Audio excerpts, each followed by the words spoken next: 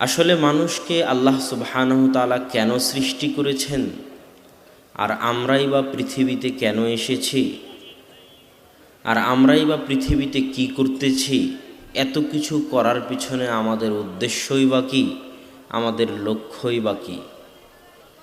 যতক্ষণ না মানুষের সামনে তার লক্ষ্য উদ্দেশ্য স্পষ্ট হয়, ততক্ষণ মানুষ একটি মাঝিবিহীন নৌকার মতো কোথায় যাবে তা ঠিক করতে পারে না। এই জন্য মানুষের সবার আগে ঠিক হওয়া উচিত তার জীবনের লক্ষ্য উদ্দেশ্য কী। একটা যুবকের উপস্থিত হাজারো যুবক আছে, বিশাল জনসমাবেশ। একটা যুবকের honours, masters, SSC, HSC, PhD সব কিছু কমপ্লিট করে চাকরি পেতে পেতে 30 থেকে 35 বছর হয়ে যায়। এই 30-35 বছর সে শুধু একটা চাকরি পাওয়ার জন্য পরিশ্রম করেছে। সে আর বাঁচবে কতদিন? আর খুব জোর 30 বছর, তাই নয় কি?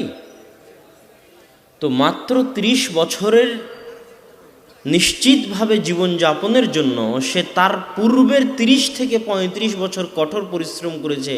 কোনো মতে যদি একটা চাকরি পাওয়া যায়, কোনো মতে যদি একটা কাজ পাওয়া যায়, ঠিক আছে মেনে নিলাম।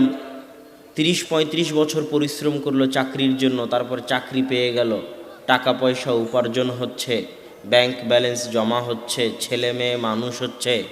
তারপরে এত কিছু করার পিছনের আসল উদ্দেশ্যটা কি?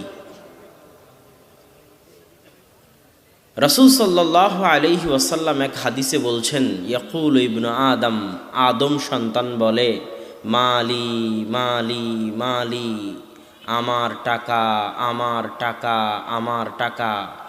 হে আদম সন্তান, তোমার কিসের টাকা? মা আকালতা ফা আফনাইতা, জীবনের শুরুতে মায়ের বুকের যে দুধ খেয়েছিলে তা কি এখন আছে, না শেষ হয়ে গেছে? শেষ হয়ে গেছে।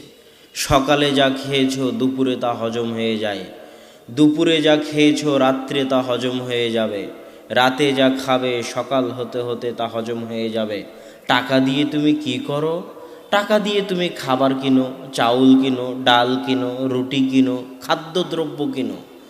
সেই খাদ্যদ্রব্য তো এক সন্ধ্যার বেশি টিকে না, তাহলে সে টাকা তো শেষ হয়ে গেল। ওমা লাবিস্তাফা আবলাইতা, আদম সন্তান, টাকা দিয়ে তুমি আর কি করো? টাকা দিয়ে তুমি জামা কিনো, দামি দামি প্যান্ট, দামি দামি শার্ট, দামি দামি লুঙ্গি। তো আজ থেকে 5 বছর আগে আপনার যে লুঙ্গি ছিল তা কি এখন আছে? নাই। আল্লাহ রাসূল ওঠেই বলতেছেন, তুমি যে কাপড় ক্রয় করো টাকা দিয়ে, সেই কাপড়ও একদিন পুরাতন হয়ে যায়, ছিঁড়ে যায়। তো মানুষ কি টাকা দিয়ে শুধু খাবার কিনে আর কাপড় কিনে, না আরও কিছু করে? কথা বলেন। আরও কিছু করে। আর কি করে? মানুষ জমি জায়গা কিনে, বাড়ি ঘর তৈরি করে, বিল্ডিং বানায়। তো সেটার কথা আল্লাহ রাসূল কি বলতেছে? সেটার কথা রাসূল সাল্লাল্লাহু আলাইহি ওয়াসাল্লাম বলতেছে, যা তুমি খেলে তা হজম হয়ে গেল, যা কাপড় ক্রয় করলে তা ছিঁড়ে ফেটে গেল, নষ্ট হয়ে গেল, আর বাকি যা কিছু করো না কেন, খাওয়া আর কাপড় ক্রয় বাদে, খাওয়া আর কাপড় ক্রয় বাদে টাকা দিয়ে আর বাকি যা কিছু করো না কেন, বাড়ি হোক জমি হোক, সেটা তোমার ছেলে মেয়ে ভাগ করে নিয়ে নিবে। আল্লাহু আকবার, কত বড় কথা! তাহলে আপনার থাকলো কি? এই যে 30-35টা বছর আপনি পরিশ্রম করলেন, হাড় ভাঙ্গা খাটুনি খাটছেন মাঠে জমিতে, চাষাবাদ করতেছেন মাথার ঘাম পায়ে ফেলে, সেই টাকা দিয়ে খাবার খেয়ে খাবার হজম হয়ে গেল, জামা কিনে জামা নষ্ট হয়ে গেল, আর বাকি যা কিছু করলেন, আল্লাহর রাসূল বলতেছে আপনি শুধু মরেই দেখেন। আপনি যেমন আপনার বাপের জমি জায়গা ভাগ করে নিয়েছেন, আপনার ছেলে মেয়ে তেমনি আপনার জমি জায়গা ভাগ করে নেবে, ওটা আপনার নয়। তাহলে আপনার থাকলো কি? পৃথিবীতে আপনি কেন এসেছিলেন? কি জন্য পৃথিবীতে এসেছিলেন? আপনার কাজটা আসলে কি ছিল? কি করা আপনার উচিত ছিল? এটা কিন্তু আমার এবং আপনার জানা জরুরি, অবশ্য কর্তব্য। আজ যে সন্তান সন্ততির জন্য, যে স্ত্রী পুত্রের জন্য আপনি মায়া কান্না কাঁদেন, যাদের জন্য মাথার ঘাম পায়ে ফেলে বিদেশ থেকে টাকা পাঠান, যাদের জন্য মাথার ঘাম পায়ে ফেলে হাড় ভাঙ্গা খাটুনি খাটেন, সেই সমস্ত ছেলে মেয়ে স্ত্রী পুত্রের কথা আল্লাহ বলতেছেন, ইয়াউমা ইয়াফিরুল মারউ মিন আখিহি ওয়া উম্মিহি ওয়া আবিহি ওয়া সাহিবাতিহি ওয়া বানিহি। সেই দিন কঠিন কিয়ামতের দিন, যেই দিন আপনি দুনিয়াতে আপনার যে সন্তান সন্ততির জন্য মাথার ঘাম পায়ে ফেলে কষ্ট করেছেন, আপনার যে স্ত্রীর জন্য মাথার ঘাম পায়ে ফেলে টাকা উপার্জন করেছেন, আপনার সেই প্রাণপ্রিয় স্ত্রী, আপনার সেই প্রাণপ্রিয় সন্তান সন্ততি কঠিন কিয়ামতের মাঠে আপনাকে দেখে পালিয়ে যাবে। আল্লাহু আকবার।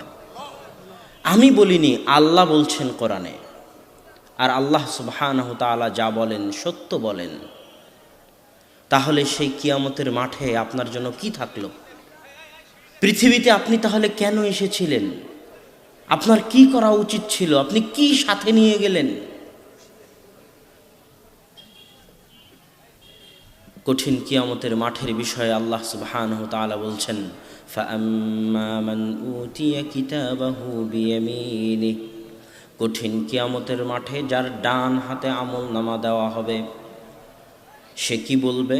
হা উমকরাউ কিতাবিয়া ইন্নী যানাতু আন্নী মুলাকিন হিসাবিয়া। আসো আমার আমলনামা পড়ো, আমি বিশ্বাস করতাম একদিন আমার আল্লাহর সাথে আমার সাক্ষাৎ হবে। ওয়া আম্মা মান উতিয়া কিতাবাহু বিশিমালিহি। আর যার বাম হাতে আমলনামা দেওয়া হবে তার অবস্থা কি হবে? যার বাম হাতে আমলনামা দেওয়া হবে সে চিৎকার করে বলবে, মা আগনা আন্নি মালিয়া হালাকা আন্নি সুলতানিয়া। আজকে আমার টাকা পয়সা কোনো কাজে আসতেছে না। দুনিয়াতে আমার ব্যাংক ব্যালেন্সে হাজার হাজার কোটি কোটি টাকা ছিল, তা আজকে কিয়ামতের মাঠে কোনো কাজে আসতেছে না। দুনিয়াতে আমার যা সম্পত্তি ছিল, ক্ষমতা ছিল, দাপট ছিল, আজকে আমার তা কাজে আসতেছে না। কিয়ামতের মাঠে টাকা, রুপি, রিয়াল, দিনার এগুলো কিছু থাকবে না। কিয়ামতের মাঠে মুদ্রা হবে মানুষের নেকি আর মানুষের গুনাহ। কেউ যদি কারো কাছে 5,000 টাকা পেয়ে থাকে, তাহলে কিয়ামতের মাঠে টাকাই গুনে দেওয়ার সুযোগ থাকবে না। কিয়ামতের মাঠে মুদ্রা হবে নেকি আর গুনাহ। হয় 5,000 নেকি গুনে দিতে হবে, অথবা 5,000 গুনাহ নিয়ে নিতে হবে। কিয়ামতের মাঠে একটাই মুদ্রা চলবে, সেই মুদ্রার নাম নেকি আর গুনাহ। ওই ভয়াবহ দিনের কথা বলতে গিয়ে আল্লাহ সুবহানাহু ওয়া তাআলা বলতেছেন, আল কারিআতু মাল কারিআহ ওয়া মা আদরাকা মাল কারিআহ। কারিআহ শব্দের শাব্দিক অর্থ হচ্ছে দেওয়ালে বাড়ি দেওয়া, দরজায় আঘাত করা, কড়াঘাত করা। যেমন বিভিন্ন জায়গায় বিপদ সংকেতের জন্য হুইসেল বাজানো হয়, ঠিক কারিআহ হচ্ছে পৃথিবীর সবচেয়ে বড় বিপদ সংকেত। মহাপ্রলয়, মহাভয়ঙ্কর ঘটনা। সেই মহাপ্রলয় কি তোমরা জানো? সেই মহাভয়ঙ্কর কি তোমরা জানো? সেই মহা বিপদ সংকেত কি তোমরা জানো? ইয়াউমা ইয়াকুনুন নাসু কাল ফারাশিল মাবথুস। যেই দিন মানুষ হবে কীট পতঙ্গের ন্যায়, পোকা মাকড়ের ন্যায়। ওয়া তাকুনুল জিবালু কাল ইহনিল মানফুশ। যেই দিন বিশাল হিমালয় পাহাড় হবে ধ্বনিত তুলার ন্যায়। ল্যাপ তৈরি করার সময়, তোষক তৈরি করার সময় তুলায় যখন লাঠি দিয়ে আঘাত করা হয়, ওই তুলার দানা যেভাবে ছিটকে ওঠে, হিমালয় পাহাড় সেভাবে আকাশে ছিটকে উঠতে থাকবে, ধ্বনিত তুলার ন্যায়। আল্লাহ বলছেন কোরআনে। আমি জানি না, মানুষ জানে না কিয়ামতের মাঠের এই বাস্তবতা কেমনে হবে। তবে বিজ্ঞান বলতেছে, আমরা কোনো সময় কোরআনের সাথে বিজ্ঞানের তুলনা করতে যাই না। তুলনা করাকে কোরআনের অপমান মনে করি আমি নিজে ব্যক্তিগতভাবে। কোথায় কোরআন আর কোথায় বিজ্ঞান? কোরআনের সাথে বিজ্ঞানের তুলনাকে আমি কোরআনের অপমান মনে করি। তবে এই জন্য আমরা বিজ্ঞানের তুলনা কোরআনের সাথে দিতে যাই না।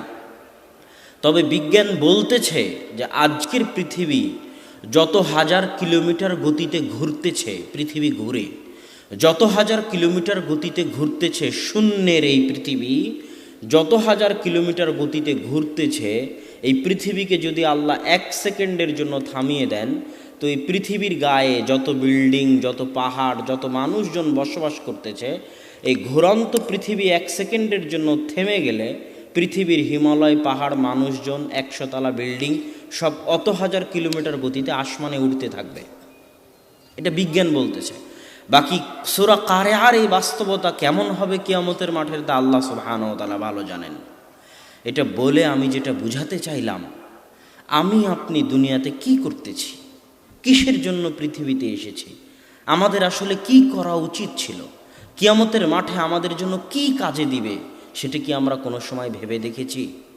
একটা যুবক যখন তাকে বলা হয় যে তুমি যদি দাড়ি না কাটো তাহলে তোমার চাকরি কেড়ে নেওয়া হবে, এরকম ঘটনা আছে না নাই? তো যুবক যদি বলে যে না আমি চাকরি ছেড়ে দিলাম তবুও দাড়ি কাটবো না, তখন সমাজের মানুষ বলে আরে দেখো কত পাগল, 1 লক্ষ টাকার 50,000 টাকার চাকরি ছেড়ে দিল দাড়ির জন্য, এর মতো বোকা কেউ আছে? এটা মানুষ বলে না বলে না? বলে। আসলে বোকাকে, আসলে পাগলকে, আসলে মূর্খকে আল্লাহ সুবহানাহু ওয়া তাআলা কোরআনে বলছেন ইন্নামা ইয়াখশাল্লাহ মিন ইবাদিহিল উলামা। কিয়ামতের দুনিয়ার মধ্যে আল্লাহ সুবহানাহু ওয়া তাআলাকে সবচাইতে বেশি ভয় করে, সবচাইতে বেশি পরহেজগার কারা? আল্লাহ বলছেন যারা জ্ঞানী, যারা বুদ্ধিমান, যারা চালাক, যারা জ্ঞানী, যারা বুদ্ধিমান, যারা চালাক, তারাই আল্লাহকে সবচেয়ে বেশি ভয় করে। আরবিতে একটা কথা আছে, আল কাইয়িসু মান দানা নাফসাহ ওয়া আমিলা লিমা বা'দাল মাউত। বুদ্ধিমান সেই যে নিজের সমালোচনা করে, পাগল অন্যের সমালোচনা করে। আর বুদ্ধিমান রাতে ঘুমানোর আগে ভাবে আজকে সারাদিনে আমি কি কি খারাপ কাজ করেছি, কি কি ভুল কাজ করেছি, নিজেই নিজের সমালোচনা করে। এটাকে বাংলায় বলা হয় আত্মসমালোচনা। তো আরবিতে একটা প্রবাদ আছে, বুদ্ধিমান সেই যে নিজের সমালোচনা করে। আর কে বুদ্ধিমান? ওয়া আমিলা লিমা বা'দাল মাউত, মৃত্যুর পরে কি ঘটবে তার জন্য যে প্রস্তুতি গ্রহণ করে সেই বুদ্ধিমান।